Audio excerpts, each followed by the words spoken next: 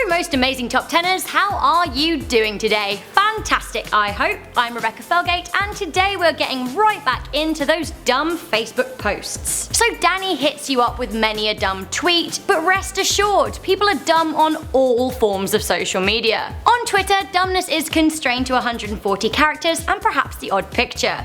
But Facebook allows for much more space for people to say what is on their mind, even when perhaps they should have just kept quiet. In at number 10, we have dog hobbies. Facebook user Jeannie took to Facebook, like many, to complain about something. She wrote, "Really? The next door neighbor has a new dog that will not stop baking." I mean, the dog's a genius. Really, I don't see what she's annoyed about at all. Unless, I guess, the dog is being selfish about his culinary creations, like wafting the smell of freshly baked cookies out the window then denying her a taste. That would suck.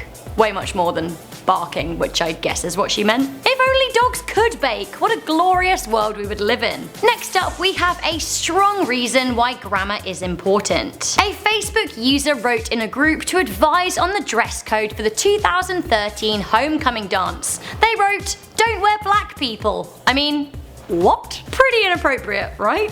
Well, like their classmate pointed out, this is why commas are of huge benefit. Without the comma, this comment looks like it is coming from an uneasy member of the KKK. Coming in at number 8, we have the unstoppable Keola. Isn't it hilarious when Facebook users change their Facebook name to something that really enhances their real name? For example, Melanie Angel Babyface Cheeks Jones or Danny the Lolmeister Burke. While this definitely highbrow approach to Facebook can be cool, maybe you should make sure you spell things right before you press that go button. A user named Keola changed their Facebook name to Keola Completely Focused and Unstoppable.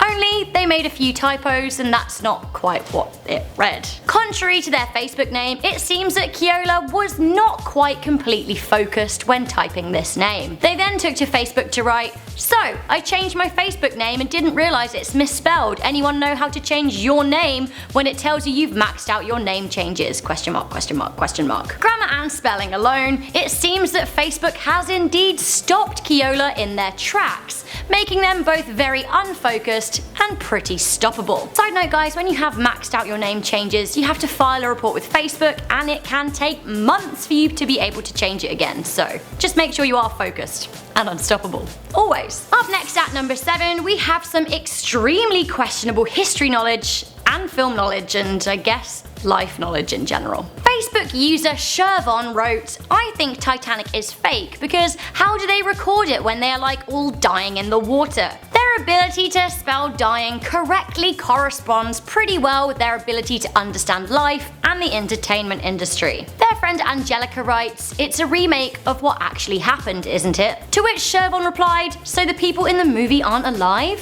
Oh Shervon, honey, they're actors, they're acting. This is a film set. There is no iceberg. There actually was once in a time long ago before they had big budget cameras, big budget movies, and the ability to record sound. Like, what must Shervon think of superhero movies? Does he think that Batman's real? Is he not a little bit worried about Godzilla coming to destroy his town? I can't even. You may be surprised that Shervon isn't actually alone. We have another movie-themed Facebook post up next, this time from someone who can almost spot the fake dinosaurs. Wait, what?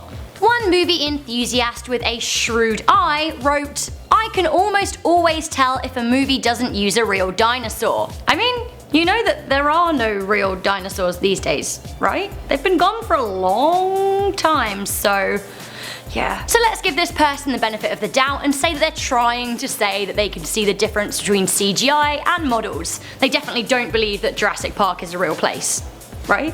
Coming in at number 5, we have Lance Armstrong, the first man on the moon.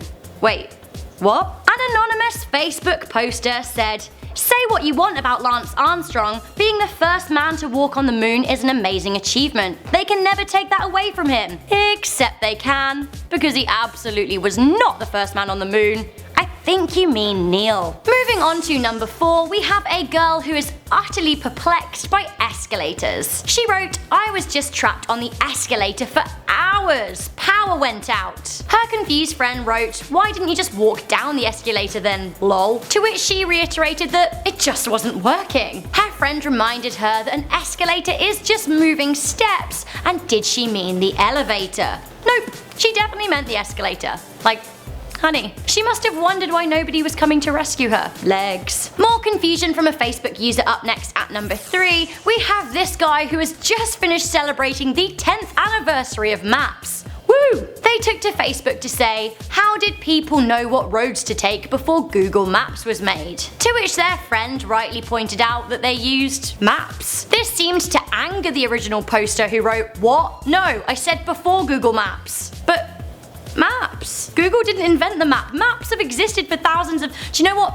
Never mind. Probably the most confused person in the world ever is coming in at number 2. We have a Facebook user who wrote, "If you put 60 seconds on the microwave, it's different from putting 1.00, because if you add 1.00, it equals 2.00, but if you add 60 plus 60, it equals 120. So 1 minute isn't the same as 60 seconds, because your food will cook less if you press 60 instead of 1.00. I know it's confusing. Honey, you're the only one making this confusing.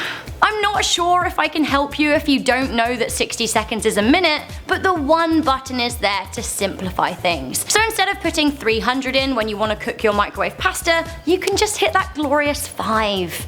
It really is meant to simplify things for you, so you don't have to do long addition and your brain doesn't hurt. I guess there was no protecting that brain though. Honestly, I kind of just want to give them a hug and tell them it's gonna be okay. Finally, a pair who categorically do not want to hug one another. Let's have a little bit of sass coming in at number 1, shall we? Monique took to Facebook to say, "I hope Mrs. Johansson is at the reunion. She was the best teacher, my favourite of all at CHS." Okay, this is my favourite part. This is where, drumroll, Mrs. Johansson shows up to say she was sorry that she couldn't attend and that she was sorry Larry felt that way. She also noted that her grammar lessons didn't stick too well, which is plain to see. This is where Jack shows up and is like, "LeMayo, burn! Go, Mrs. J." Indignant Larry comes back for another stab at an insult, saying, "W ever, I couldn't say it, so I say it now. You are a bitka."